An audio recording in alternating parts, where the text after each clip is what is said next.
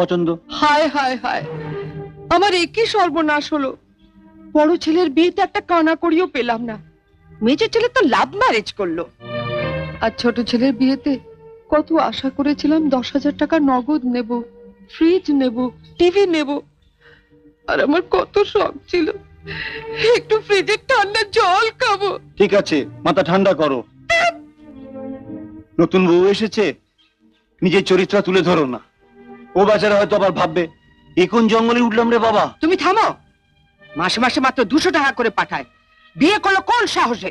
আচ্ছা বাবা, তুমি বলো, আমি মাসে মাসে 200 টাকা করে পাঠাই, অথচ আমি এখানে থাকি না, খাই না।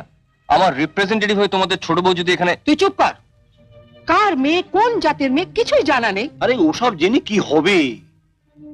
তোমাকে বিয়ে করার সময় তো আমি তিথি নক্ষত্র, চন্দ্র সূর্য দেখে এনেছিলাম। কি লাভ হয়েছে বলো?